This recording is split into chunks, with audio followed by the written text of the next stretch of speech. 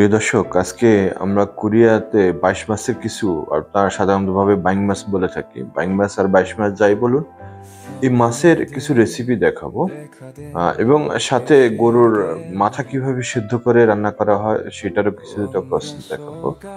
তো শুরুতেই এখানে অনেকগুলো 22 মাছ নিয়ে আনা হলো। আমি সেটাকে বাইং মাছ বলেই বলছি। আমার আঞ্চলিক ভাষায় এটাকে বাইং মাছ বলে। তো নিয়ে আসা হলো, সেগুলি রেখে দেওয়া হলো। এর ফাঁকে তারা গরুর মাথাকে সিদ্ধ করছে বড় একটি পাতিলে নিয়ে, যেটা অনেকটা প্রেসার কুকারের মতো। সিদ্ধ হয়ে যাওয়ার পর সেগুলোকে ঢেলে সেটার যে রস সেটা সংগ্রহ করলো, আর মাথাগুলোকে অন্যভাবে রান্না করা হবে। তো এখানে তারপর যেটা করা হলো, বাইং মাছগুলোকে একটি পাত্রে রেখে দেওয়া হলো। তারপর সেখানে বড় বড় কুমড়োকে 2 টুকরো বা 1 টুকরো বা 3 টুকরো এইভাবে করে তাদেরকে খেতে দেওয়া হলো, এবং প্রত্যেকটা মাছ এই কুমড়োগুলোকে খেয়ে সাবার করে দিল।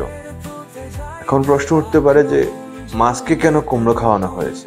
কুমড়ো খাওয়ানো হয়েছে এই কারণে, এরা যখন কুমড়ো খাবে তখন এদের পেটের ভিতরে যে ময়লা ছিল পূর্বে থাকা, সেই ময়লাগুলো সব বেরিয়ে যাবে, আর এদের পেটে থাকবে মিষ্টি কুমড়া।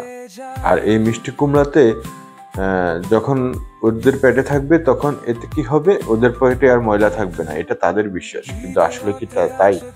কোনো খাবার খাওয়ার সাথে সাথে কি হজম হয়ে যায়? আসলে তাই না। আচ্ছা যাক, এটা তাদের ব্যাপার।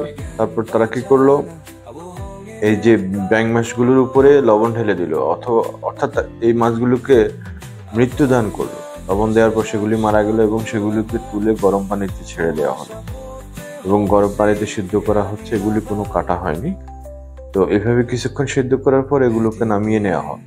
নামিয়ে নিয়ে যেটা তারা করবেন সেটা হচ্ছে এরা ব্লেন্ড করবেন। ব্লেন্ড করার পর এগুলো দিয়ে চুপ তৈরি করা হবে। আপনারা দেখতে পাচ্ছেন তারা গ্ল্যানে নিয়ে নিচ্ছে, ব্লেন্ডারে জারে। তো নেওয়ার পর এখন গ্রাইন্ড করা শেষ হয়ে গেছে। এর সাথে সবজি মেশানো হচ্ছে, নুডলস মেশানো হচ্ছে। তারপর এগুলি রান্না হবে।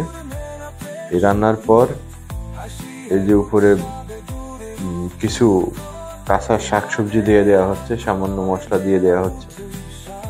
সেটা এক ধরনের রেসিপি হয়ে গেল। আরেকটা রেসিপি হচ্ছে পাকোড়া বলতে পারে অনেকটা। সেই মাছগুলোকে ভেষনে বা আটার ময়দাতে চুবিয়ে সেটা পরিবেশন করা হচ্ছে। কোরিয়ার এই রেস্টুরেন্টে অনেক জনপ্রিয় এইসব খাবার। এই বাইং মাছের রেসিপির জন্য এই কোরিয়ান মানুষ অত্যন্ত পাগল।